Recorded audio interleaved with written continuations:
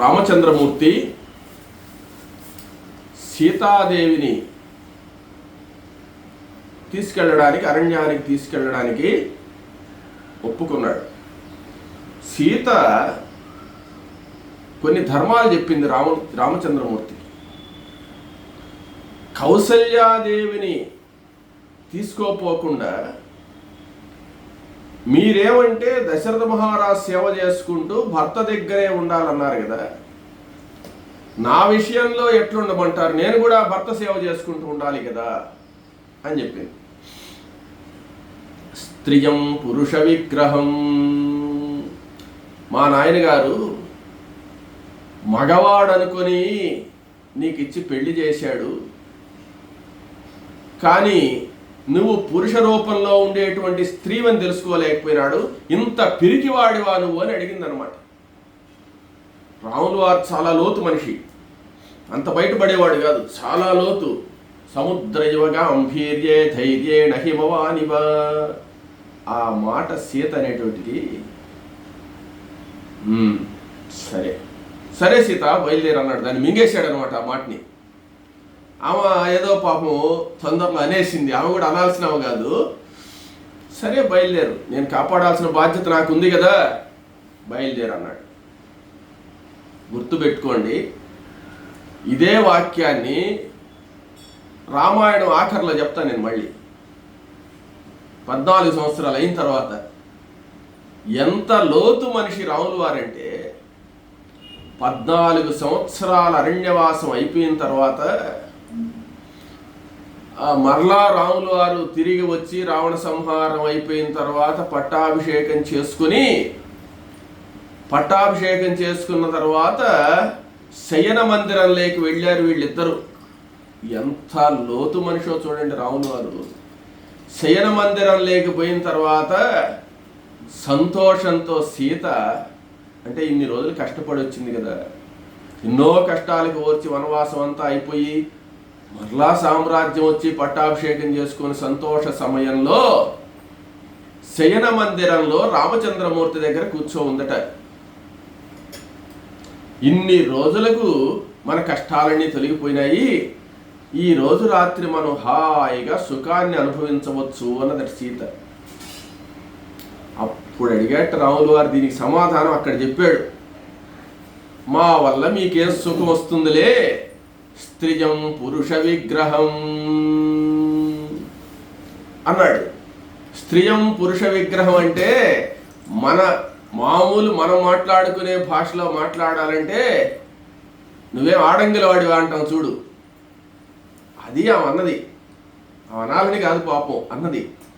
మాదేముందిలే, మా వల్ల మీకే సుఖం వస్తుందిలే, మేము ఆడంగిల వాళ్ళం కదా అన్నట్టు రాములు వారు. అంటే స్త్రియం పురుష విగ్రహం, ఆ రోజు నువ్వు అన్నావు కదా, ఈ మగ రూపమే కానీ నీలో అంత పిరికితనం ఉంది, ఆడపిల్లవే అని అన్న మాటను అన్ని సంవత్సరాల తర్వాత గుర్తు పెట్టుకొని అడిగాడు ఆయన. అంటే రాములు వారు ఎంత జ్ఞాపక శక్తితో చూడు, ఏదన్నా మాట అన్నా ఆయన ఒప్పుకోడు అనమాట. సరే సరే సీత బయలుదేరదాం, దాన్ని ఏమనడు, ఎవరిని ఏమనడు, ఆయన కడుపులో పెట్టుకుంటాడు అనమాట.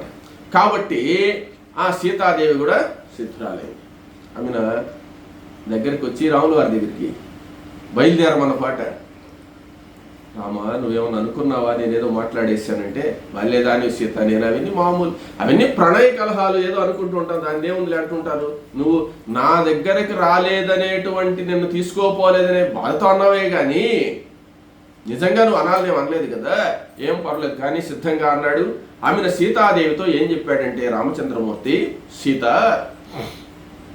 మనం బయలుదేరుతున్నాం కదా, 14 సంవత్సరాలు తిరిగి రాము కాబట్టి మన ఇంట్లో ఉండేటువంటి వస్తువులు, అన్ని వస్తువులు దానం చేసేయమన్నాడు.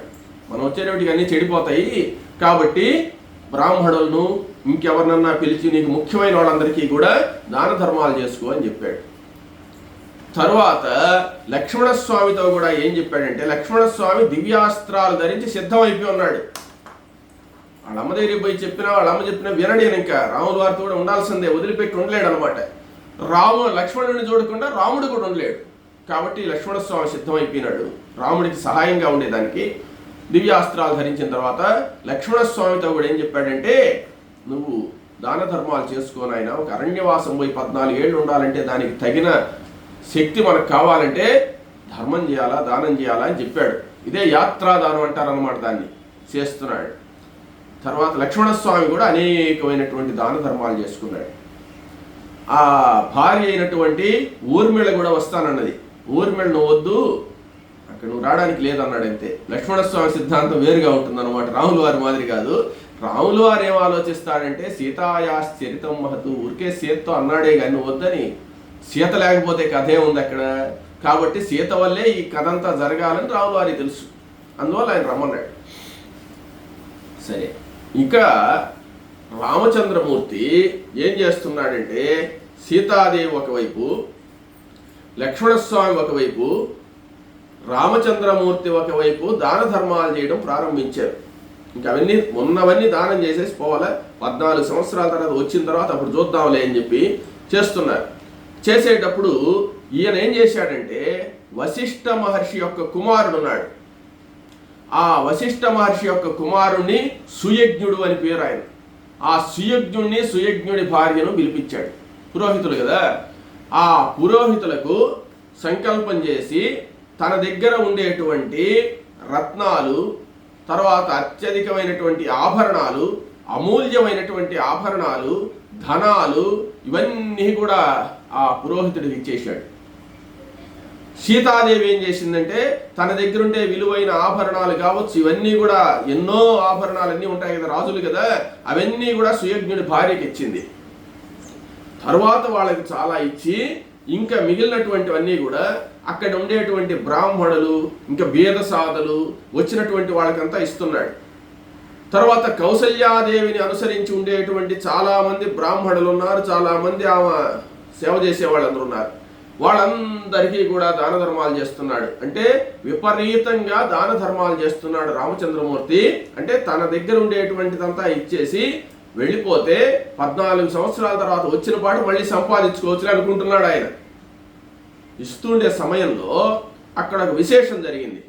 ఏమిటయ్యా అంటే అనేక మందికి దాన ధర్మాలు చేస్తూ ఉంటే దశరథ మహారాజు ఎన్నో సంవత్సరాల నుంచి పరిపాలిస్తున్నారు కదా, ఎన్నో సంవత్సరాల పరిపాలనలో కూడా ఎక్కడా కూడా బీద సాధలు లేరు, అందరూ ఐశ్వర్యవంతులేనని చెప్పి మనం అనుకుంటూ ఉంటాం. అటువంటి చోట కూడా కొంతమంది బీదవాళ్ళు ఉంటారన్నమాట. బీదవాళ్ళు అంటే ఈ ధనకాంక్ష లేని వాళ్ళు, ధనాన్ని ఆశించినటువంటి వాళ్ళు, వచ్చి అడగనటువంటి వాళ్ళు చాలామంది ఉన్నారు. వాళ్ళల్లో గర్గమహాముని కుమారుడైనటువంటి త్రిజటుడు అని ఒక ఆయన ఉన్నాడు.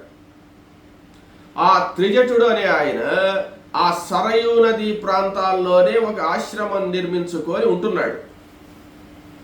ఎన్నో రోజుల నుంచి ఉంటున్నాడు అక్కడ. ఆయన మాత్రం ఎవరిని ఏమి అడగడు. దశరథ మహారాజును వచ్చి అడిగున్నా ఎప్పుడో ఇచ్చి ఉండేవాడు.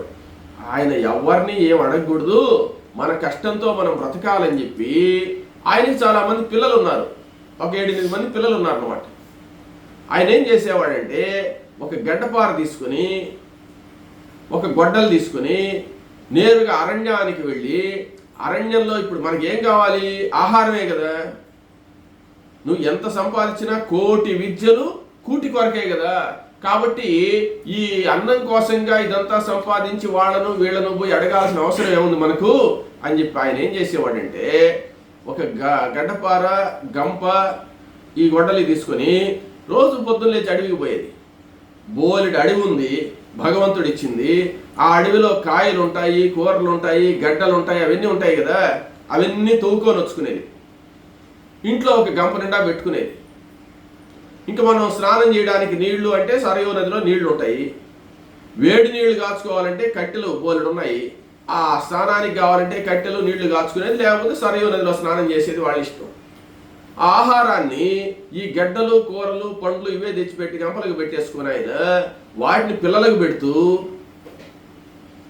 ఏదో ఉన్న వస్త్రాలు కట్టుకుంటూ కాలక్రమం జరుపుకుంటున్నాడే కానీ ఎవరిని ఎప్పుడు యాచించిన వాడు కాదు. ఆయన మహానుభావుడు. ఆయన ఒక చిన్న వస్త్రం కట్టుకో ఉంటాడంటే, చింపి వస్త్రం. ఆయన పేరే త్రిజటుడు. త్రిజటుడు అంటే జడలు కట్టేసి ఉంటాయి ఒళ్ళు, ఆ వెంట్రుకలన్నీ. ఆయన ఒక శివుడి మాదిరి ఉంటాడు చూసేదానికి. ఎవరిని ఏం ఆశించడు. అటువంటి ఆయన అనేక సంవత్సరాల నుంచి బాధలు పడుతూ చేస్తూ ఉంటే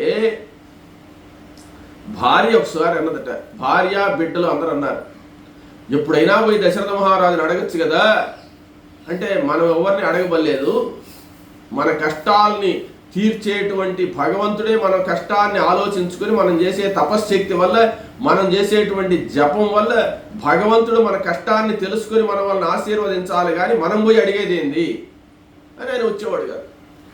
సరే, ఈ విధంగా జరుగుతుంది. ఈ విధంగా కొంతకాలం జరిగే సమయానికి రామచంద్రమూర్తి హయాం వచ్చింది. రామచంద్రమూర్తికి పట్టాభిషేకం చేస్తారు అనేటువంటి విషయం తెలుసుకున్నాడు ఆయన. ఇంకా పట్టాభిషేకానికి పోయి దర్శనం చేసుకోనన్నా వస్తాం ఆయన్ని అని ఒక ఆలోచన కలిగింది. ఎందువల్లంటే ఈయన గొప్ప ఋషి, గర్గ మహర్షి యొక్క కొడుకు. శ్రీ మహావిష్ణువు ఆ రావణ సంహారార్థంగా భూలోకంలో రామచంద్రమూర్తిగా దశరథ మహారాజుకు పుడతాడనే విషయం ఆయనకి తెలుసు అనమాట. మామూలు రాజుల దగ్గరికి అయితే ఆయన బయలుదేరాడు, కానీ దేవుడు కదా రాములు వారంటే, కాబట్టి ఒక్కసారి పట్టాభిషేకాన్ని చూచొస్తే బాగుండి అనుకున్నాడు. పట్టాభిషేకం ప్రకటించారు కదా, ప్రకటించిన తర్వాత ఆయన పోదాం అనుకుంటుంటే భార్యా బిడ్డలు ఏమన్నారంటే, పోదాము కానీ రామచంద్రమూర్తిని మాత్రం ఏదన్నా అడుగయ్యా, నువ్వు ఎన్ని రోజులు ఈ కష్టాలు పడతాము, ఎన్ని రోజులు ఈ తంటాలు పడతాము, ఆయన ఏం కాదండి కదా మనం అడిగితేను, అడిగినందువల్ల తప్పు లేదు కదా, ప్రభువు కదా, ప్రభువుకి మనం చెప్పుకోవాలి కదా, కాబట్టి రాముల వారిని ఏదన్నా అడగదాము అని చెప్పి భార్య పాపం కళ్ళనీళ్ళు పెట్టుకొని చెప్పిందట. బిడ్డలు కూడా బాధపడ్డారు. అప్పుడు ఆయన, మనకు ఎంత జ్ఞానం ఉన్నా భార్యా బిడ్డలను పోషించుకోలేనటువంటి అసమర్థుడు అనేటువంటి పేరు మనకు మిగిలిపోతుంది. ఒకవేళ ఇప్పుడు సరే నేను గడ్డలు కూరలు తెచ్చి పెడుతున్నాను, వీళ్ళు పెద్దవాళ్ళు అయిపోయి పెళ్ళిళ్ళు అయిపోయిన తర్వాత వీళ్ళు ఎట్టా పోషింపబడతారు, కాబట్టి భగవంతుడైనటువంటి రాముడిని ఏదన్నా అడగదామని మనసులో ఆయన కూడా అనుకున్నట్ట. ఆ సంకల్పం చేశారు. అంటే అనుకున్నాడు అంటే ఏమని, ఈయన చేసినటువంటి తపస్సు సిద్ధించింది, భగవంతుడు అక్కడ ప్రత్యక్షమై ఉన్నాడు, భగవంతుడే ఈయనకి ఇవ్వాలి ఏదో ఒకటి. సరే, అక్కడికి పోయినాడు. ఇంతకు పట్టాభిషేక మహోత్సవం దగ్గరికి పోవడానికి ఈయనకు గుడ్డలు కూడా లేవు. ఒక చింపి గుడ్డ కట్టుకున్నాడు, పంచ చినిగిపోయింది, దాన్ని మళ్ళిచ్చి గోచి మాదిరి పెట్టుకున్నాడు, పైన చొక్కా లేదు, పై పంచి ఒకటి వేసుకున్నాడు. అవి మాసిపోయి ఉన్నాయి గుడ్డలు, ఆయనకు ఉండేది ఆ వస్త్రం ఒకటే, దాన్ని రోజు ఉతికి ఆరేసుకుంటున్నాడు అనమాట. ఆ చింపి గుడ్డ కట్టుకొని, ఆ మాసిపోయిన గుడ్డ కట్టుకొని, ఈయన ఒక చిన్న కర్రపుల్ల, చిన్న మట్టసమైన కర్రపుల్ల పట్టుకొని ఆయన వచ్చాడు. వచ్చిన తర్వాత పట్టాభిషేకం ఈరోజే కదా, ఉదయాన్నే జరగాలి కదా అని వచ్చేసి ఉన్నారు. కానీ ఇక్కడ పట్టాభిషేకం భంగం అయిపోయింది. కానీ రాములు వారు అరణ్యవాసానికి పోవడానికి సిద్ధమవుతున్నాడు కదా, అందరికీ దాన ధర్మాలు ఉన్నదల్లా ఇస్తున్నాడు కదా. సరే, రాముడిని దర్శనం చేసుకోపోదామని అక్కడికి వచ్చాక రాములు వారు దానం చేసే దగ్గరికి వస్తే అందరూ బ్రహ్మాండంగా రాముల వారి పట్టాభిషేకానికంటే అందరూ దుస్తులు బాగా వేసుకొని అందరూ అలంకారాలు చేసుకొని వచ్చున్నారు. పాపం ఈయన వాళ్ళందరి మధ్యలో ప్రత్యేకంగా కనపడుతున్నాడు, చాలా భేద బ్రాహ్మణుడు.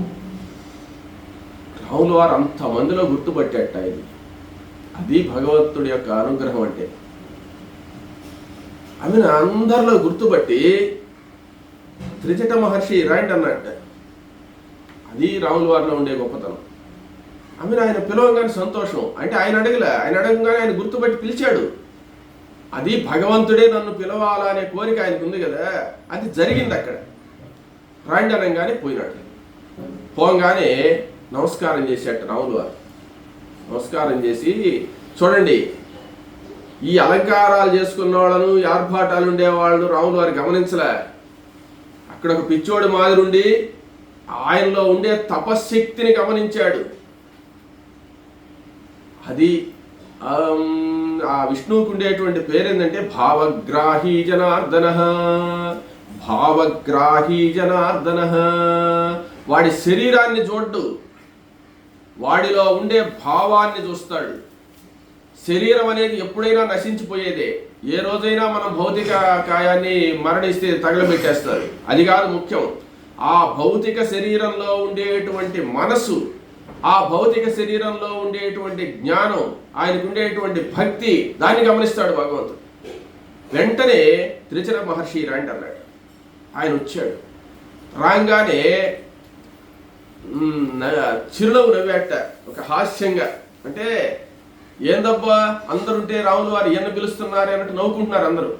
మన హాస్యంగా పిలిచి, ఏమండి బాగున్నారా, ఏంది, ఏమేం కావాలి మీకు అన్నట్టుగా కొంచెం క్లోజ్గా మాట్లాడినట్టు, ఎగతాళిగా మాట్లాడినట్టు మాట్లాడి, ఇంకొకరైతే ఫీల్ అవుతారనమాట.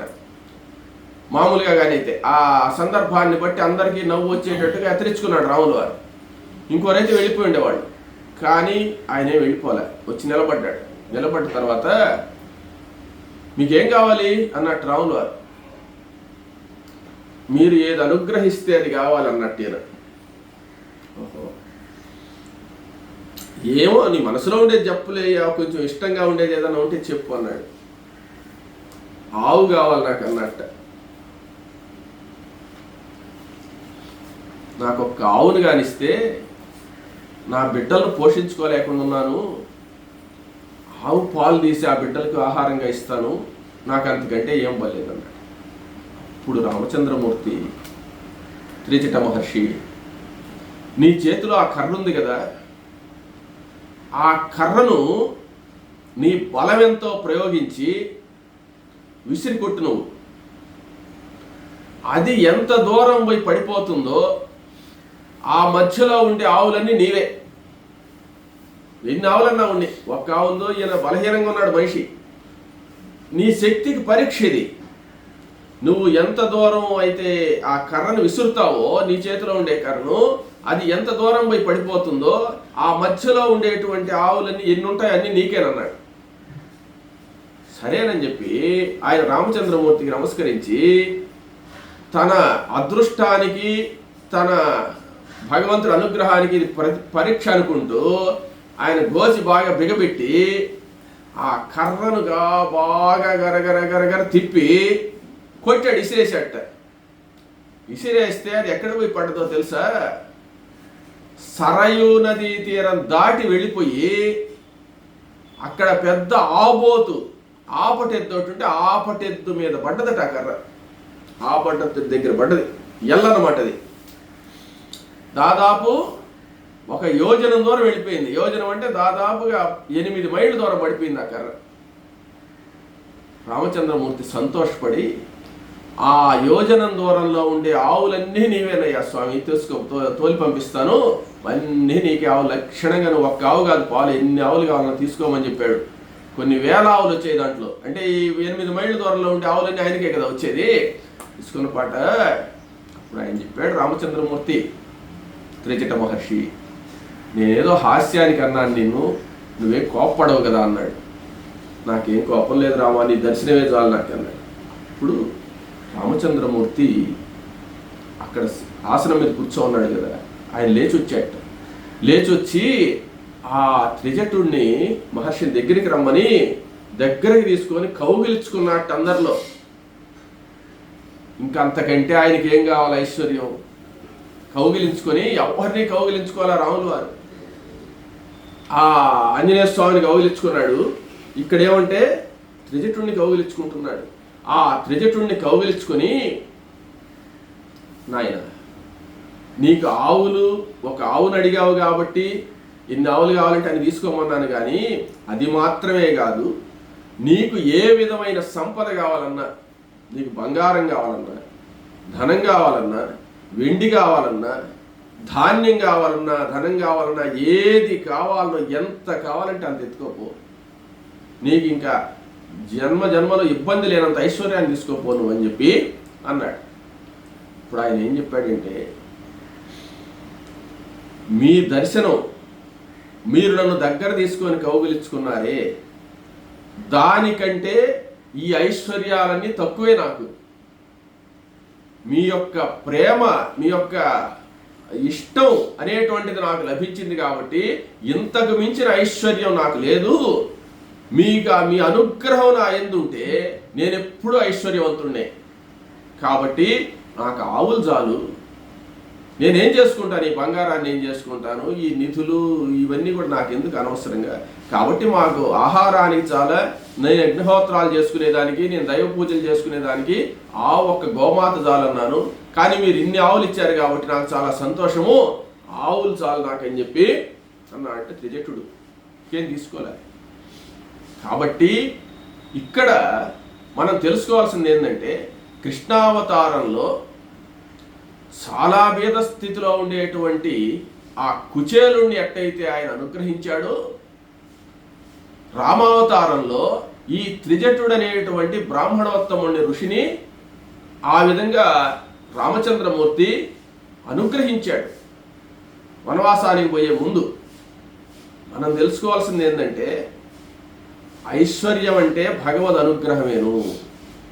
భగవంతుడు ఆయన అన్ని రోజులు గడ్డ కూరలు అవన్నీ తింటూ గంపలకు పెట్టుకోని దశరథ మహారాజును వచ్చి అడిగుంటే ఆయన ఇస్తాడు కదా.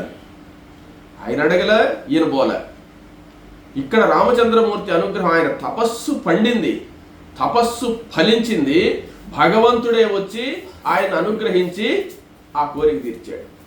ఆ విధంగా ఆ త్రిజటుడు మహా ఆనందపడినటువంటి వాడై ఆ రామచంద్రమూర్తి యొక్క అనుగ్రహాన్ని పొంది అక్కడి నుంచి బయలుదేరి వెళ్ళాడట.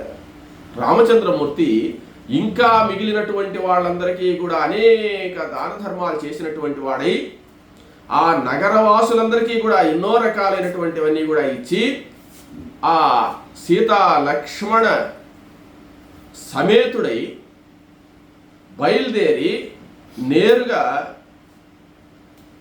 కైకేయి మందిరానికి వచ్చాడు. కైకేయి మందిరానికి వచ్చి ఆ కైకేయి మందిరం దగ్గరికి రామచంద్రమూర్తి వచ్చే సమయానికి వశిష్ఠ మహర్షి, సుమంత్రుడు అందరూ కూడా వచ్చేసారు. ఇంకా అందరికీ అర్థమైపోయింది విషయం, అంటే ఇంక రాముల వారు బయలుదేరతాడని. కైకేయి దగ్గరికి వచ్చాడు. కైకేయి దగ్గరికి వచ్చి ఆ తండ్రి యొక్క ఆశీర్వచనం తీసుకున్నాడు. తల్లి అయినటువంటి కైక యొక్క ఆశీర్వచనం తీసుకున్నాడు. అప్పుడు కైక, రామ నార వస్త్రాలు ధరించిపోవాలి నాయన అరణ్యానికి అన్నది. కైక మహాతల్లి. ఆ విషయం అందరికీ అర్థం కాదు, కానీ ఆమెను మనం అందరూ తిడతాం అనమాట. ధృతరాష్ట్ర మహారాజును కూడా అందరూ తిడతారు దుర్మార్గుడని. ధృతరాష్ట్ర మహారాజు సాక్షాత్తు వేదవ్యాసుడి బిడ్డ, ఆయన దుర్మార్గుడు ఎందుకు అవుతాడు? అదేవిధంగా కైకను అందరూ తిట్టారు, కానీ రామాయణం అంతా మీరు చదివి చూడండి, రాములు వారు ఒక మాట అనలే.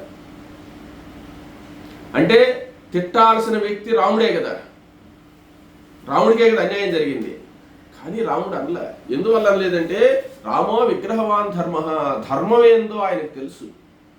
ఇక్కడ కైక కష్టపడి చెప్పడము, రాములు వారు ప్రయత్నం చేయడం, ఇదంతా ఏమిటి అంటే దశరథుడి యొక్క సత్యవాక్యాన్ని కాపాడడానికే. కానీ ఆమె అన్ని విధాలా నష్టపోయింది. నష్టపోయి కూడా తన భర్త, ఆఖరికి తన పసుపు కుంకుమలు కూడా నష్టపోయి భర్త యొక్క కీర్తిని కాపాడినటువంటి తల్లి ఆ యొక్క కైక. కాబట్టి ఆ తల్లికి నమస్కారం చేశాడు రాముడు. ఇప్పుడు ఆమె అంటుంది, నాయన నారచీరలు ధరించాలి నువ్వు అన్నది. అంటే కోరుకున్నది అదే కదా కోరిక. అలాగే అమ్మ అని చెప్పి వెంటనే నారచీరలు ధరించాడు ఆయన రామచంద్రమూర్తి. లక్ష్మణస్వామి ధరించమని ఆమె అడగలే. లక్ష్మణస్వామితో ఆమె మాట్లాడాల్సిన అవసరం లేదు, సీతాదేవితో మాట్లాడాల్సిన అవసరం లేదు. తర్వాత ఒక్కటి మాత్రం అడ్డుకుందన్నమాట కైక.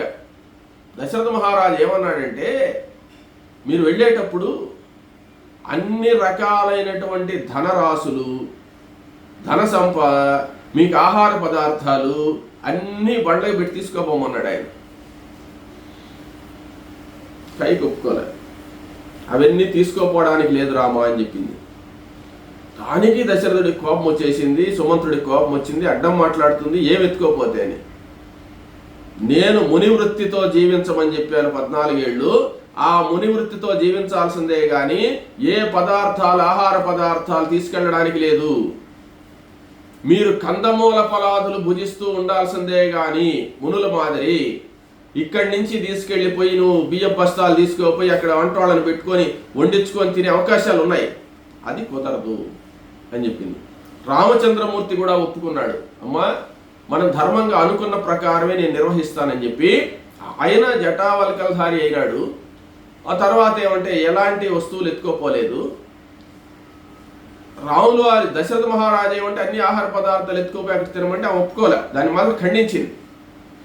తరువాత రాములు వారు కట్టుకున్నాడు కాబట్టి నారవస్త్రాలు, భర్త ధరించాడు కాబట్టి సీత కూడా ధరించాలి అని చెప్పి నారవస్త్రాలు కట్టుకుంది. ఏమో కూడా సీత కట్టుకోమని కైకి చెప్పలేదు.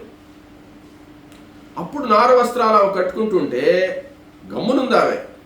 ఎందువల్ల గమ్మునుందంటే ఆమె భర్త మీద ప్రేమతో చేసుకుంటుందని గమ్మును.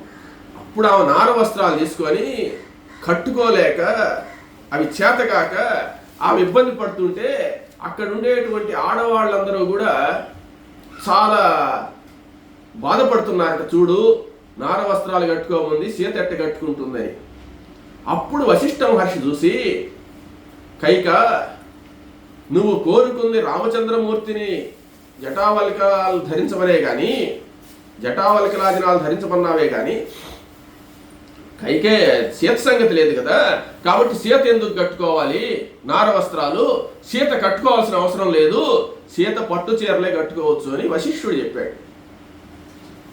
కైకేం మాట్లాడలే, ఇంకా అలాగే కట్టుకోమన్నాదే ఉందని. అప్పుడు దశరథ మహారాజు ఏం చెప్పాడంటే, రాముణ్ణి సరే ఏమి ఆహార పదార్థాలు తీసుకోపోవద్దన్నావు, కానీ సీత పట్టు వస్త్రాలు కట్టుకోవచ్చు. వనవాసం హి సంఖ్యాజ వాసాంశాభరణాని చ భర్తారమనుగచ్చంతే సీతాయై శ్వశురోదదౌ. అప్పుడు కోశాధికారిని పిలిచి సీతాదేవికి 14 సంవత్సరాలకి దాకా తగిన వస్త్రాలు, తగిన ఆభరణాలు, ఈ ఆహార పదార్థాలే ఆభరణాలు కట్టుకునేదానికి వస్త్రాలు, ఆభరణాలు, ఆమె 14 సంవత్సరాలు ఆడపిల్ల కాబట్టి ఇబ్బంది లేకుండా, అడవుల్లో ఇబ్బంది లేకుండా ఉండడానికి ఆ నార చీరలు ఆమె కట్టుకోలేదు కాబట్టి, అవసరం లేదు కాబట్టి ఆమెకు సంబంధించిన ఆభరణాలు, వస్త్రాలన్నీ కూడా రథంలో పెట్టి పంపిండి అని దశరథ మహారాజు చెప్పాడు అనమాట. చెప్పిన తర్వాత రాజాజ్ఞ. కైకేయి వాటిని గురించి ఏం మాట్లాడలేదు, ఎత్తుకోపోమని. ఈ లక్ష్మణస్వామిని కూడా నువ్వు నారచీరలు కట్టుకోమని అసలు పొమ్మని ఆమె చెప్పలే. లక్ష్మణస్వామి కానీ సీతాదేవి కానీ రాముణ్ణి అనుసరించి పోవాలని వెళ్ళారే కానీ కైకి చెప్పినటువంటి సిద్ధాంతం లేదు. కాబట్టి వీళ్ళిద్దరూ బయలుదేరారు. రాముడితో కూడా లక్ష్మణస్వామి కూడా బయలుదేరాడు కాబట్టి ఆయుధాలు ఎత్తుకోపోవద్దని ఆమె ఏం చెప్పలే. అరణ్యాల్లో పోతే ఆయుధాలు ఎత్తుకోపోకపోతే అక్కడ పుల్లు సింహాలు ఉండేటప్పుడు వీళ్ళు ప్రాణరక్షణ చేసుకోవాలి కదా, ఎత్తుకోపోమని చెప్పి బయలుదేరి. అంటే భరతుడి దగ్గర రాముడు ఉండకూడదు 14 ఏళ్ళు. ఆమె యొక్క అంతరార్థమైనటువంటి రహస్యం వేరే.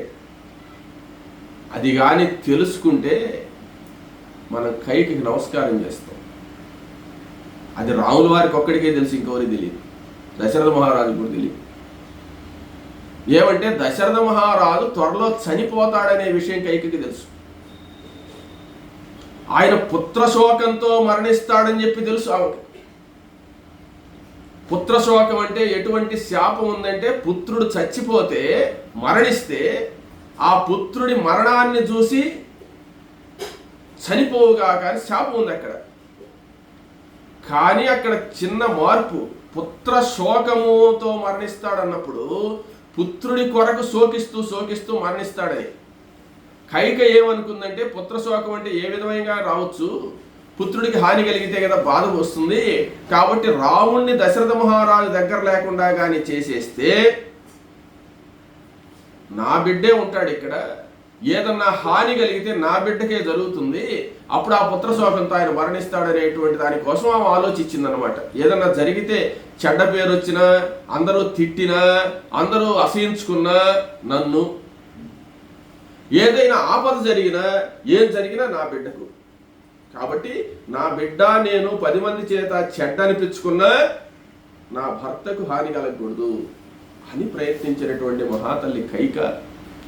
కానీ ప్రజలందరూ అలా అనుకోరు. అంటే రామచంద్రమూర్తి యొక్క ఉండేటువంటి ప్రేమ మీద, ఆ అనురాగం మీద దశరథ మహారాజు కూడా కైకినట్టే దూషించాడు.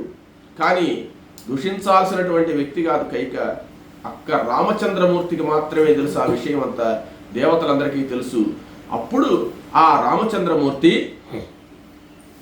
దశరథుని వద్ద కైకేయికి నమస్కారం చేసి నారచీరలు ధరించినటువంటి వాడై నారవస్త్రాలు కట్టుకొని వాళ్లకు నమస్కారం చేసి భరతుణ్ణి త్వరగా పిలిపించండి, రాజ్యాభిషేకానికి నేను అరణ్యాలకు పోతున్నాను కాబట్టి భరతుడి పట్టాభిషేకం జరగాలి కాబట్టి త్వరగా మనిషిని మా దూతలను పంపించి భరతుడిని అయోధ్యకు రప్పించవలసింది అని చెప్పాడు. చెప్పి దశరథ మహారాజు యొక్క అనుజ్ఞ తీసుకున్నాడు. కైక యొక్క అనుజ్ఞ తీసుకున్నాడు. అనుజ్ఞ తీసుకొని అక్కడ ఉండేటువంటి వశిష్ఠ మహర్షికి తల్లిదండ్రులకు నమస్కరించినటువంటి వాడై ఆ రామచంద్రుడు సీతా సమేతుడై అరణ్యవాసానికి బయలుదేరుతూ ఉన్నట్ట. బయలుదేరేటప్పుడు ఎవరెవరితో మాట్లాడతాడు, ఎలా బయలుదేరతాడు అనేటువంటి విషయాన్ని మనం తర్వాత తెలుసుకుందాం.